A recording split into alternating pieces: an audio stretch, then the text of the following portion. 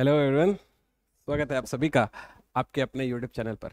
मैं हूं राकेश तलरेजा, आपका अपना एप्टीट्यूड ट्रेनर। आज क्या करने वाला हूं आज आपके लिए मैं बेहतरीन इंग्लिश का कंसेप्ट लेकर आया हूं। फटाक से उस वाले क्वेश्चन को देखते हैं। देखो जरा, क्या कहता है? He is one of the greatest leaders that dash ever lived. अब यहाँ पर हमको हैज या हैव में चुनना है, तो आप फटाक से पहले अपने मन से एक आंसर चुन लीजिए, उसके बाद मैं आपको आंसर विद एक्सप्लेनेशन देता हूँ।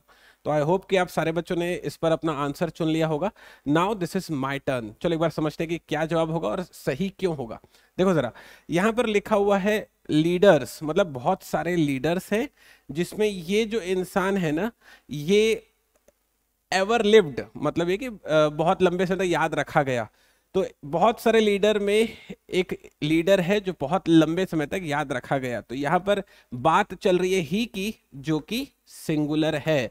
अब सब्जेक्ट और वर्ब के बीच में, ही मेरा सब्जेक्ट है, सब्जेक्ट और वर्ब के बीच में एक एग्रीमेंट साइन होता है जिसको हम लोग सब्जेक्ट वर्ब एग्रीमेंट कहते हैं।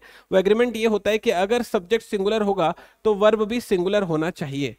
आगे बात समझ में? मेरा सब्जेक्ट ही जो कि सिंगुलर है, यहाँ पर हैज सिंगुलर है और हैव प्लूरल है, तो यहाँ पर जो है हैज आना चाहिए था। आगे बात समझ में? क्योंकि मेरा सब्जेक्ट सिंगुलर तो मैंने वर्ब भी लगाया सिंगुलर, तो यहाँ पर हैज होना चाहिए था। अगर आपने इसका हैज टिक दिया ना, तो समझो आपने गलत कर दिया। जबकि रूल सही है, सब्जेक्ट सिंगुलर तो वर्ब भी सिंगुलर होना चाहिए। लेकिन जो चीज बदल गई यहाँ पर वो था ये दैट। इस दैट ने पूरा का पूरा खेल उल्टा कर दिया बच्चे लोग। ये जो दैट है ना, ये दरअसल दैट यहाँ पर रिलेटिव प्रोनाउन है। अब रिलेटिव प्रोनाउन है कहने का क्या सेंस है सर आपका? अब जरा इत्मीनान से इस बात को समझना। ये जो दैट है ना, ये दरअसल रिलेट करा रहा है बहुत सारे लीडर्स और जो लंबे समय तक याद रहे उनके बीच में।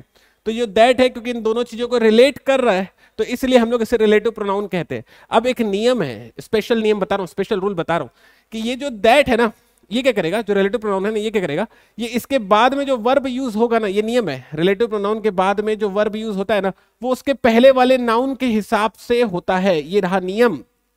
नियम क्या बताया मैंने? अगर रिलेटिव प्रोनाउन यूज किया जा रहा है तो उसके बाद वाला वर्ब उसके पहले वाले नाउन के हिसाब से होता है। अब मैं क्या देख रहा हूं, उसके पहले वाला जो नाउन है वो प्लूरल है। मैंने ये चीज देखी कि उसके पहले वाला जो नाउन है वो प्लूरल है। तो क्योंकि उसके पहले वाला नाउन जो है वो प्लूरल है, इसी वजह से रिलेटिव प्रोनाउन के बाद वाला वर्ब भी प्लूरल होना चाहिए। दैट इज वाई यहाँ पर जो सही होगा वो हैव सही होगा। हिसाब से हैज होना चाहिए था, लेकिन यहाँ पर हैव सही जवाब टिक किया जाएगा। आई होप आपको ये कंसेप्ट बेहतरीन तरीके से समझ में आया होगा। रिलेटिव प्रोनाउन का कंसेप्ट था ये।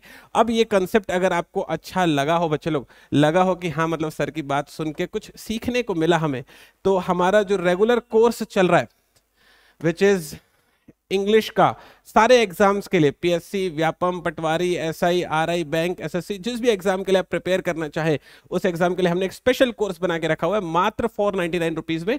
आप गूगल प्ले या फिर ऐप स्टोर में जाकर सीजीपीएससी नॉलेज ऐप डाउनलोड कर सकते हो। 1 साल की इसकी वैलिडिटी है। और भी डिटेल्स के लिए हमारे यूट्यूब चैनल से जुड़े रहिए। We will more than happy to help you. मिलते हैं।